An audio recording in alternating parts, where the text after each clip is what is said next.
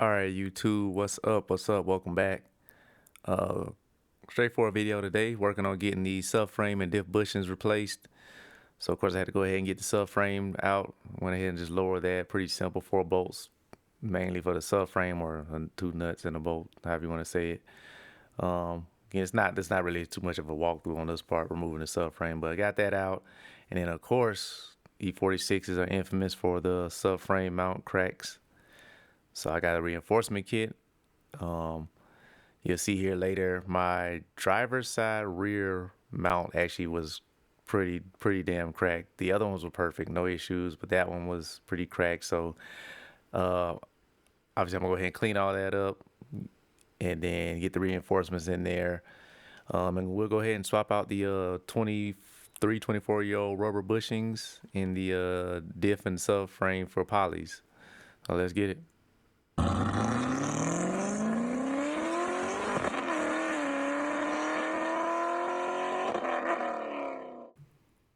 All right, here I'm just giving another little close-up look of the mounts. I mean, this one's kind of, the sheet metal is cracked all around. The mount itself is kind of shifted, so I'm going to actually have to try to get in there, kind of hammer it back into position. Well, this first, clean that all up before I put the plates in, but you see it's pretty bad. These things can get pretty nasty. All right, before I get the subframe back in here, I'm going to do the reinforcements. So I had to go kind of clean up the mounting areas, the welding and the plates. You see I just did this one. Still got to clean it up. But I had to basically grind down through this coating.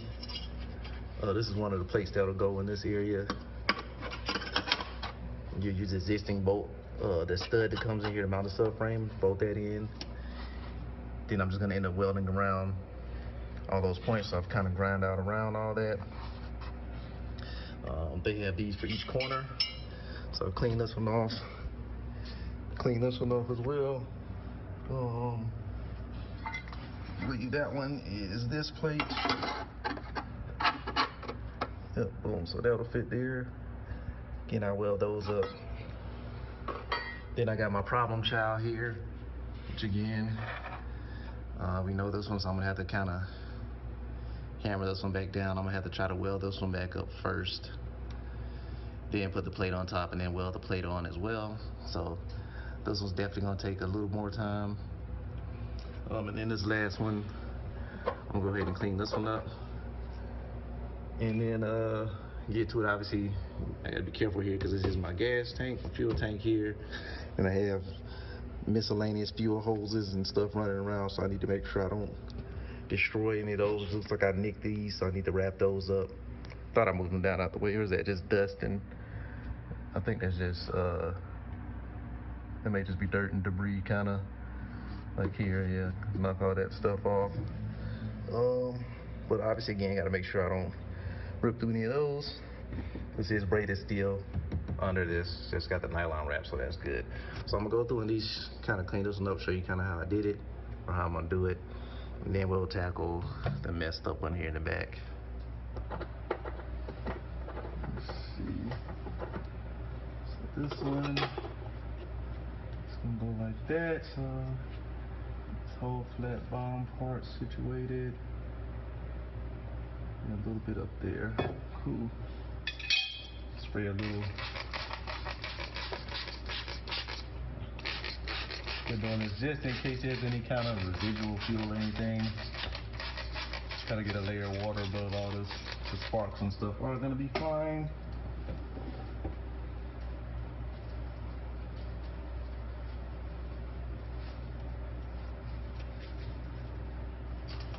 Then for the most part, I just got an abrasive wheel that I've been using.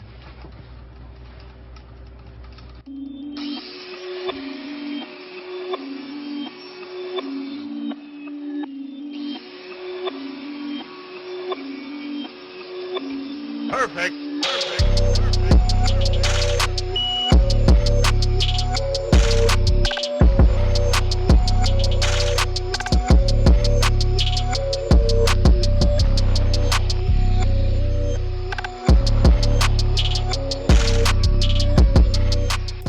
All right, so in between getting the stuff cleaned up. I'm taking the plate, matching it up, just making sure I got enough bare metal on the end, so when I go weld it, I have actual good material to weld on. That abrasive wheel started wearing down, so I actually had a little wire wheel as well. Put that on the drill. That actually worked really well, helped me get into some tight spaces.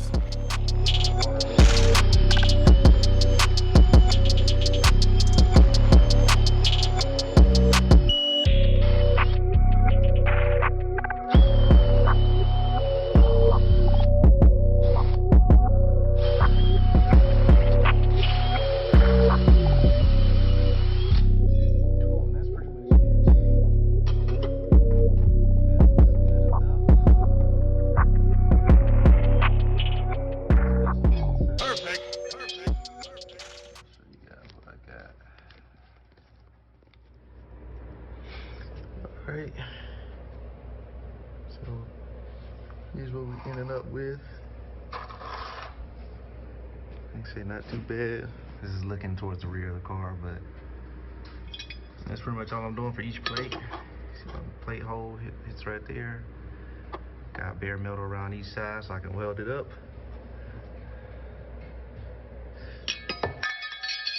So that's that one. So all three are done now. Let's gotta again now figure out kind of how I'm gonna tackle this guy. So this is my only problem here, so I gotta kind of hammer this back into place and go from there. This is the biggest plate of them all. Because why? Because it has to be.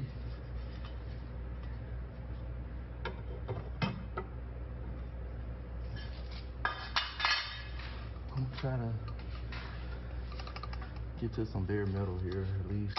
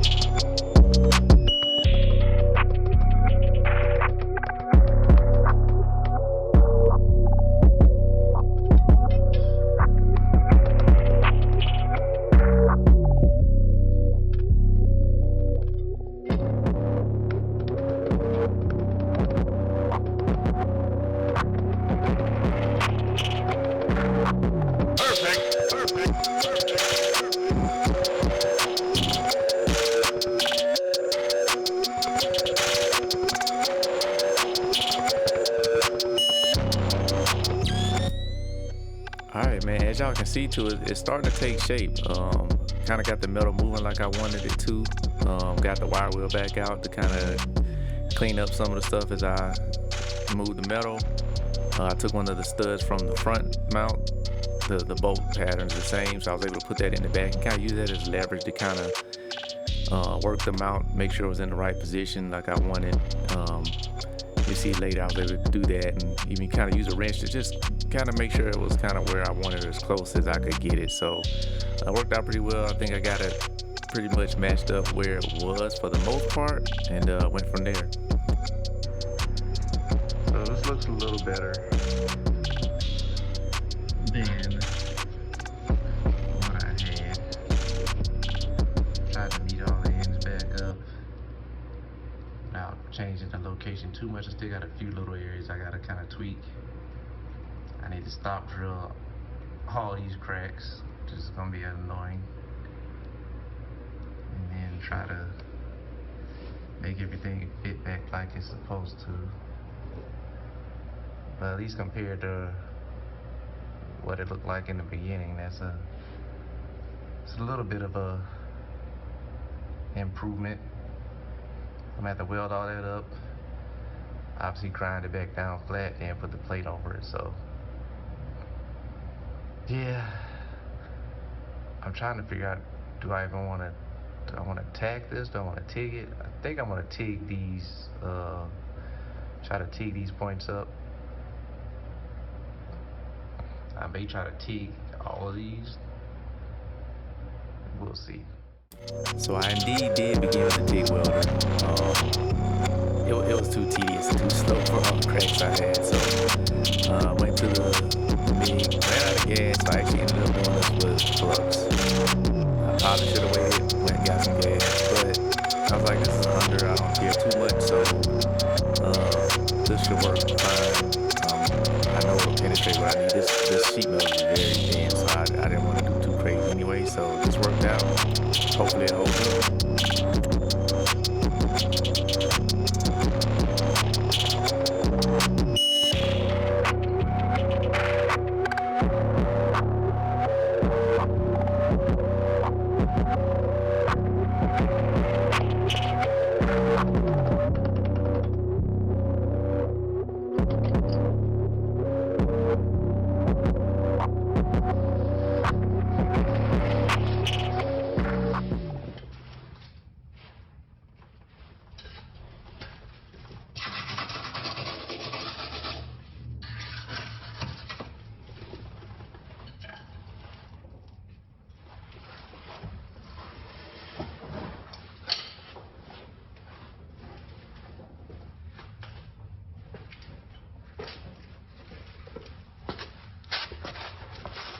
So this definitely isn't perfect, but it's somewhat restructured, quote unquote. A little better than it was. I still got some spots to clean up. Kind of got it halfway back in shape. I just got to go ahead and weld in most of that stuff. Got a first layer down and kind of get the cracks halfway back together, and I'm gonna try to go through and fill and penetrate this. Get the rest of these cracks out, man. This material is very thin, so it's hard to. This is why I wanted to TIG it. I feel like it would have been a little easier, but shape-wise, not too bad. Just trying to make sure it's even in the mounts actually gonna go in. I'm pretty sure I'm gonna have to put this one in first to make sure it gets in there. But we'll see what happens. I got the cracks and everything all squared away, so at this point I could put the plate on. I used the bolt to keep it there and pretty much zapped around it. I mean, it was flux, but it worked pretty well. I didn't have any issues with it. Cleaned up pretty nicely too, so I think this is fine. Again, it's under, so nobody will see it, so I don't care too much. This is for function, not beauty. All right. Finish up this plate again. No, not the best welds. Again, I had to kind of do this with my flux actually. I had some MIG gas, but I ran out of that. But since this is under, I don't really care about how pretty it is, but it's definitely solid all the way around. Did the fillet welds. That's just me. I had to grind those down obviously because the subframe bushing is gonna be sitting here, so you're supposed to grind those down. But outside of that, man, shouldn't be too bad. Again, this is that one. The other one over here, I got that front one here. The front ones didn't have to even be welded all the way around. These could have been stitch welded, but and again, I'll coat them. Before I welded the place on, I had this. I was looking for some. This is basically like a stainless steel paint. It actually has stainless steel in it, so I put that under the plate. Painted the backside of the plate, and I painted the subframe just to kind of help prevent some corrosion. Basically, like steal it. They didn't have it in the store, so I had to get that one. But it's pretty much the same thing. Welded fine, didn't have any issues with that. So, this is that, man. I'm gonna go ahead and just throw a coat of paint on that, and then move on to the part inside. All right, so boom. Now that the subframe reinforcement part's done, I get to tear apart the subframe itself. So getting the axles disconnected, the upper control arms, all the mounts, getting the actual diff itself out of the subframe, pretty easy. Just undoing some bolts and removing everything. So nothing too crazy there.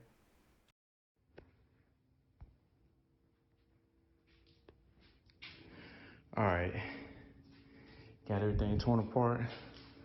Subframes right here. I kind of got it sitting up. Yeah, I'm gonna have to take out all the mounts that you see here. Like, this one's actually pretty darn shot. Like, you can see the cracks right there. Same with this one.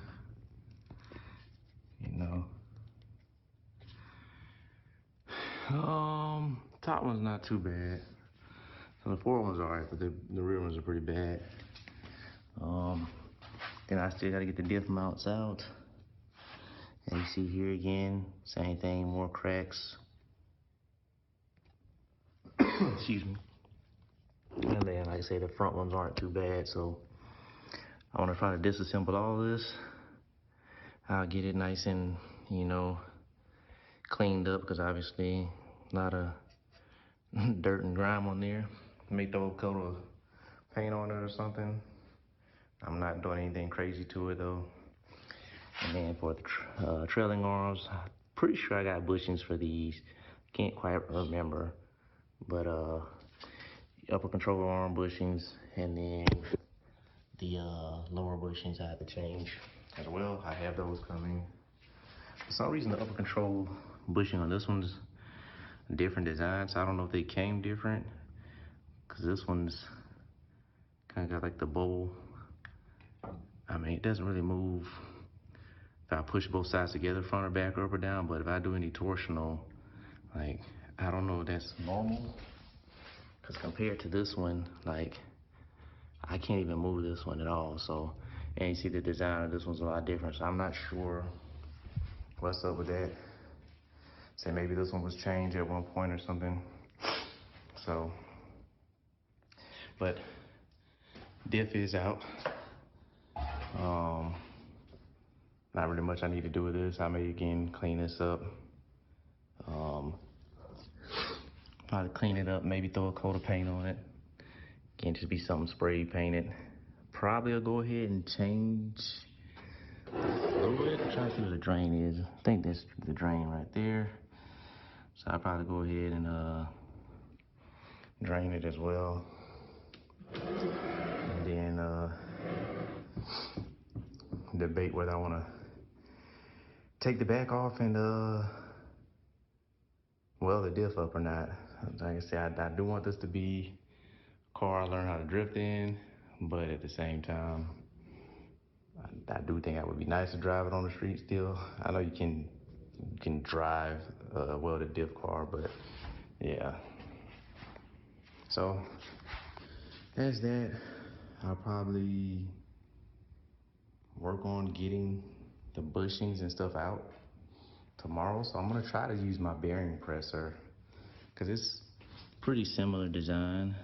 Again, not the same exactly, but I think I can probably be able to get the bearing press on this and maybe get it out. So we'll see. Oh yeah, I can see a lot more from this angle. Yeah, it is actually pretty cracked. So this ought to add me some stability. Again, I got the poly bushings. So hopefully I don't have too much trouble trying to figure out how to put this stuff in. I think these are pretty easy, I believe, because it should just slide in, one from the top, the other one from the bottom. And it's got the metal sleeve inside, so this one shouldn't be that bad. This shouldn't be terrible either. Honestly, with these, I just got to figure out which way is in, like, you know, but instructions and stuff will tell me all that. All right, I'm gonna take a quick second and show you guys how I'm getting these old bearings out. I don't have a press. You see I already got the other ones out. See how the bearing is. Most cases, all I'm doing, a couple of the other bearings had, I probably can't find any now, maybe.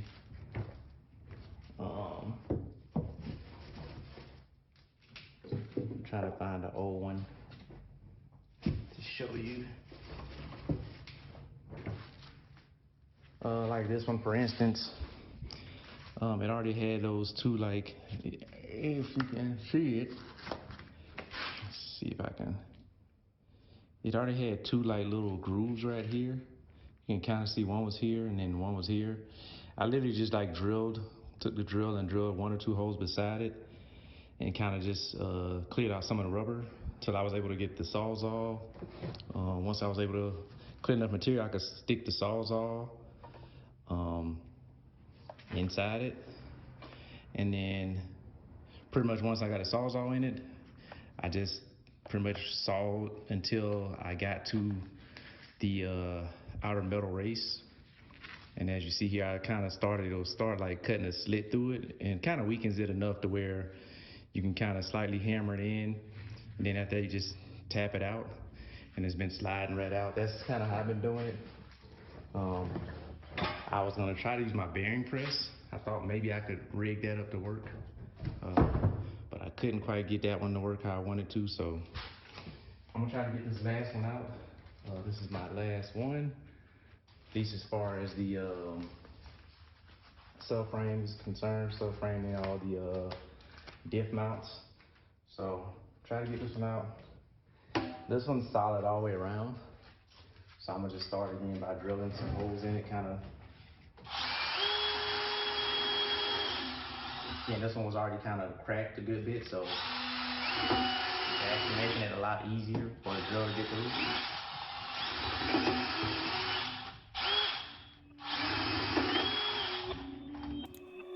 So for one, don't ask me why I kept saying bearing. I'm sorry, bushings. What you see here, I'm literally just, again, drilling around that center metal piece, and I was basically just hammered it out. And then I used the Sawzall, like I said, and then obviously with the space that was created by that center, the metal sleeve being gone, I was able to put the Sawzall blade in there. I just pretty much cut straight down through the outer sleeve of the bushing, and then that could allow it basically to kind of allow me to get a little screwdriver in there and pry it, kind of flex it in enough to basically create space. So when I hammered it, it just kind of came out. This last one, you see I did every other one. So the subframe and the two front diff mounts, all these I got them out pretty much the same way.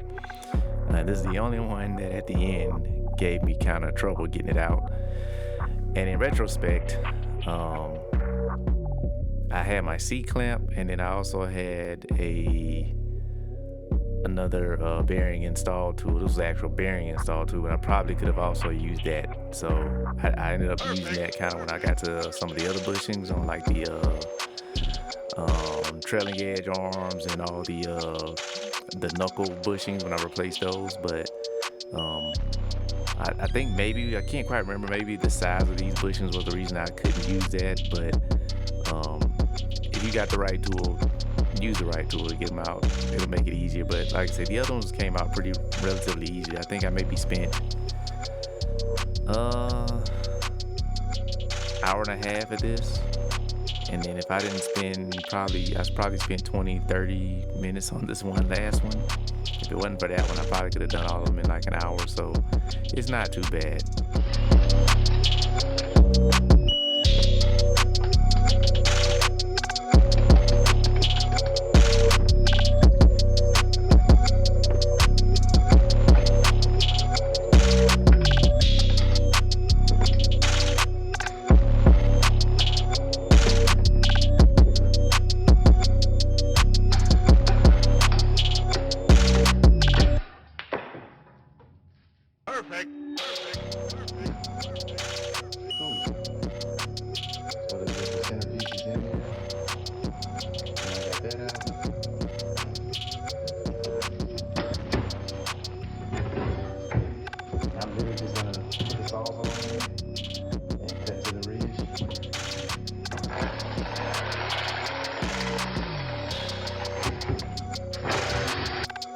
Also, I know this isn't the ideal way to use a Sawzall.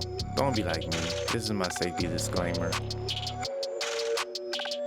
It'd be nice if I had something to kind of mount this with. Obviously, it's a very awkward shape, and it's just me. So, I'm doing what I need to do in my garage and make it work. But please be safe if you're going to do these things and use these tools.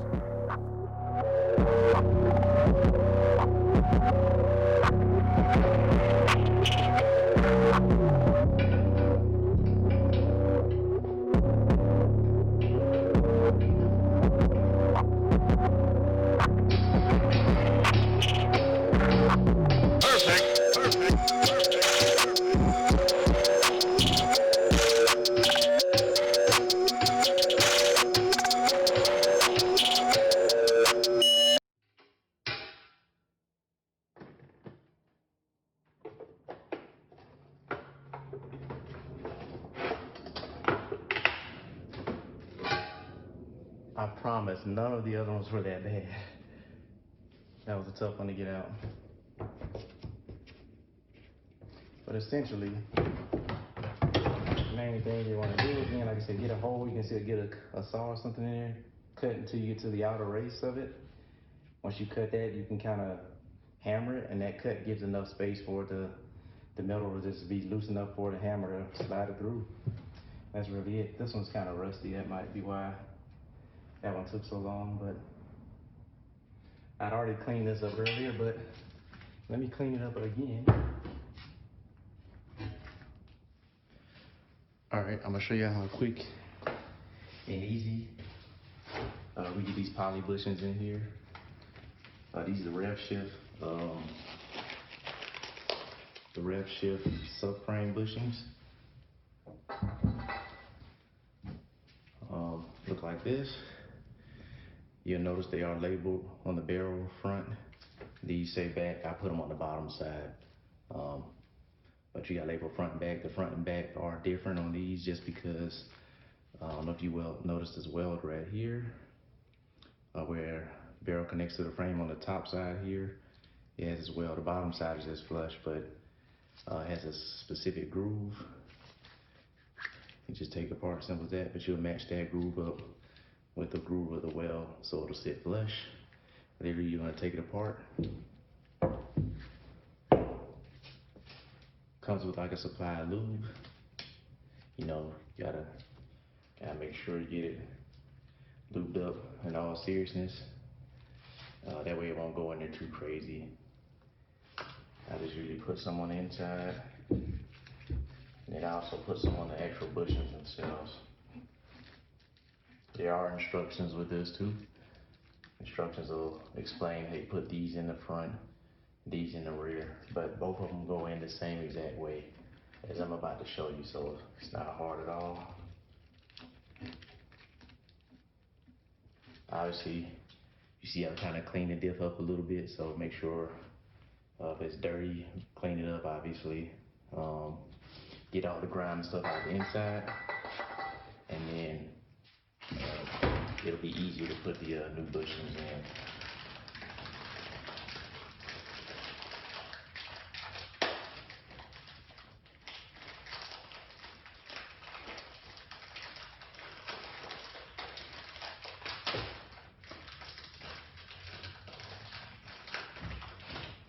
Cool, and this process is literally gonna be the same for every bushing. Even the diff bushings, the diff bushings is gonna be exactly the same. Obviously there may be different color, different style bushings, but they're all poly. But again, size, the diff bushings are a little different size and they only slide in one way instead of having two halves to meet up, but it's still the same. You're gonna lube it up, slide it in, and go from there.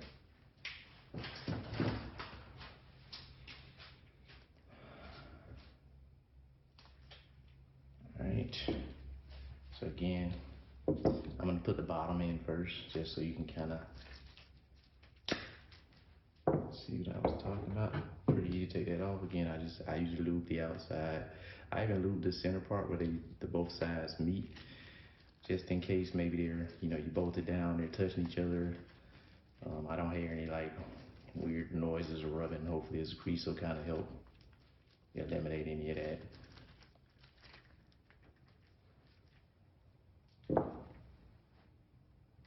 I want to get some on the inside as well.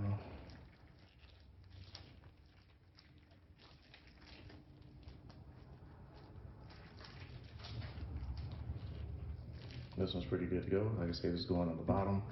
Like I said, they literally will press right in. Like that one's pretty easy.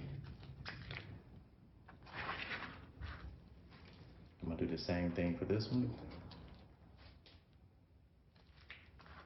I'll start with the inside this time.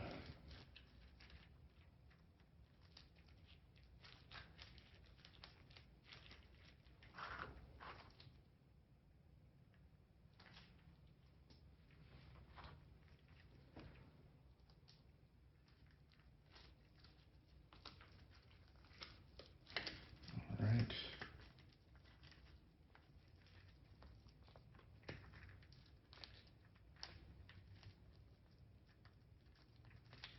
Got that one lubed up again. I'm gonna match that groove with the weld.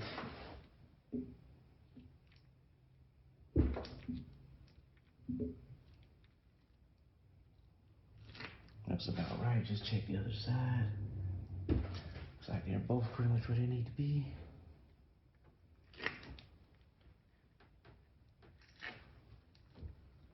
Oh, let me put it in. That's that part.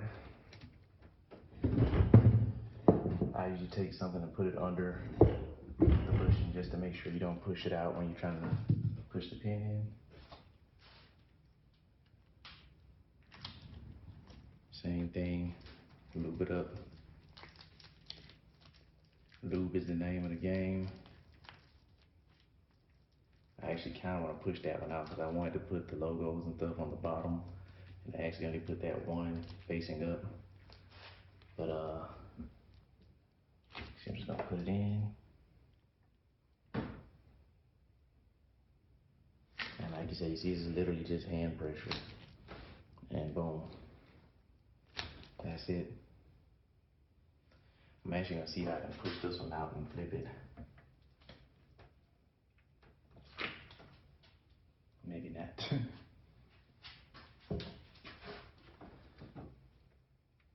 All right, it's in there. They're just saying it was just an aesthetic thing, but that was that. Yeah, I'm gonna go try to do. I think I'm gonna go ahead and tackle the fronts as well. Cause you know, nothing's ever gonna be super easy all the way around. The other ones were too easy, so I gotta get some kind of complication somewhere.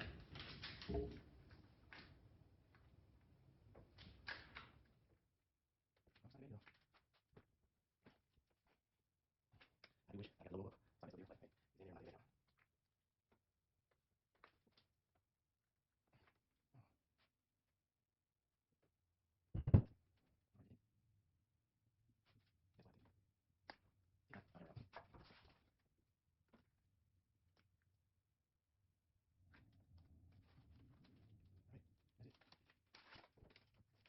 Good job.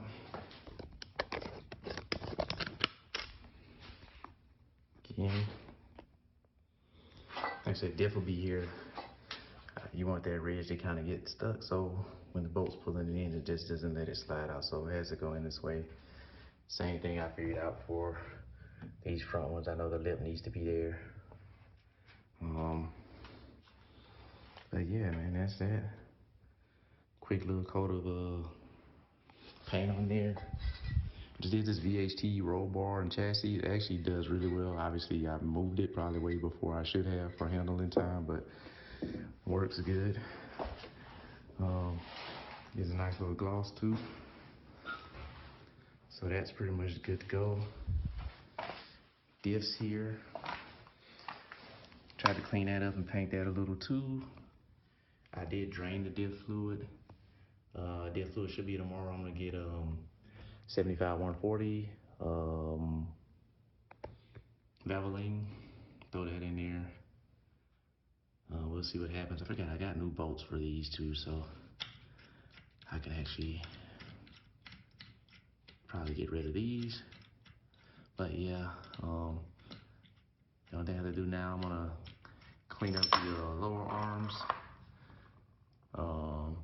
trailing arms, all that stuff, clean it up. Do got some new coilovers. These things were shot. Again, I don't know, these came with the car. But see, I can press these all the way down. No kind of return, so they probably been busted for a while. And I'm sticking with the budget thing, so I did go with the max speeding rods, but I did do the SP2s. Supposed to be their track street coilovers. They look pretty nice. I know people talk trash on them a lot, but I do know when people say something goes wrong with their coilovers or something, they message them and they send them a new one. So I shouldn't have to worry about that if they do break. But outside of that, yeah. So once my fluid comes tomorrow, I'll put that in the diff. Then I'll go ahead and get the diff back mounted to the subframe. Then I'll get the arms back connected to the subframe as well. I still gotta wait for my bushings for the lower control arm inners and then the outer bushings that are on the actual arms right there. So those are on the way. So I'm kind of stuck putting those all back together to the subframe till those come, but that's all good to go. Yeah. All right, so a few things I learned installing this diff back into the subframe. Make sure this rear poly mount, make sure you get that bolt in there first. You don't have to tighten it, but just make sure the bolt's in. And also that poly mount in the rear is slotted. Make sure that slot's horizontal with the ground and how the diff's gonna be mounted. You're gonna torque the two front mounts first to 70 foot-pounds. When you torque that, it's gonna allow the diff to slide forward in the slot. And then you're gonna torque the back one to 128 foot-pounds.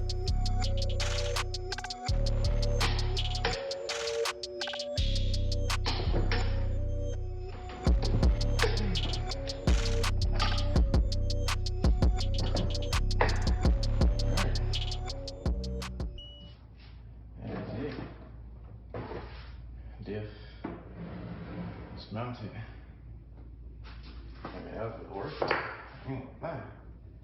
You see, I got a little sweat. Got a little sweat. All right, here we got the diff mounted into the subframe.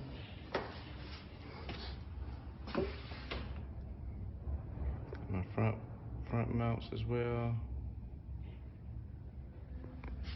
So now what's left to do is get all my bushings situated over my arms. I gotta get a kit to pull those out, the upper and lower. Got a kit to pull out the upper and lower bushings. Then I can put all that stuff back together to the subframe. I didn't show you guys the track. This is the last trailing gas bushing that I gotta get out. You see, I'm literally just using the C-clamp. I got a little piece here that fits on the frame, a small piece that fits just perfect for the size of the bushing. And all I really have to do is crank it and the screw will press it out. Like I said, the C-clamps, these large C-clamps like this work great. The main thing really is finding the right size socket or piece, whatever you have to do to get it to actually fit in there. And this is the same way I got pretty much, I either got the bushings out with this, everything on the actual trailing arm, pretty much I did. So all my bushings here, all that, I use some kind of press like this or a C-clamp to press it out. And obviously I showed you ones on the subframe. I just kind of either cut those and then got them out or use some kind of method. So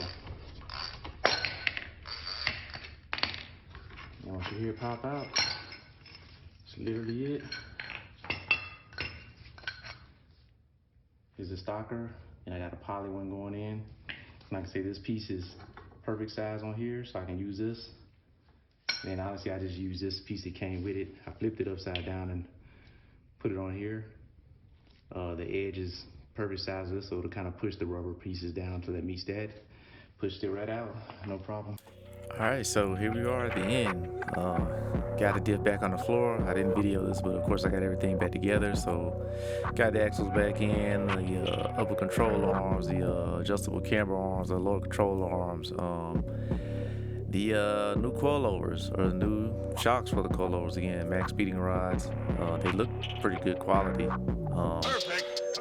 Like I said, I replaced all the bushings for the knuckles, the upper control arm mounts, and the lower camber arm mounts. So those are all poly now. The trailing arm bushings, those are poly as well. And then I also got new lower control or new lower camber arms. So I went with the max speeding rod with those as well. They were cheap. People said kind of from what I saw, like, hey, just go with these. They work well.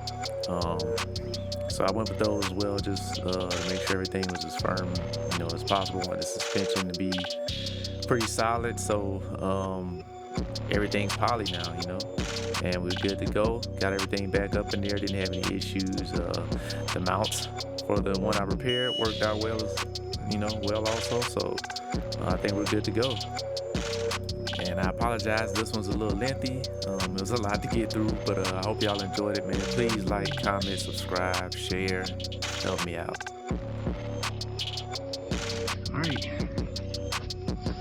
here is our finished product. Got everything back in here, bolted up. Subframe's all good. I say got my new bushings. Everything should be pretty good to go.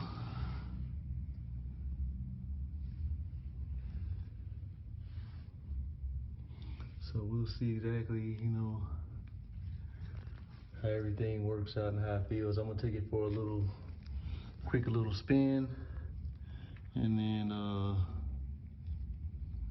we'll kind of go from there. Put everything back. Obviously, all the stuff in the front, all I had to do was put the drive shaft back in, put the exhaust back on. So all that's done. So I'm gonna give it a quick little once over, go get it some gas, fill it up, and kind of see how it feels. I'm the one that has to check over, make sure all my bolts and stuff are good. But like I said, it wasn't too bad a job. So get my plates in.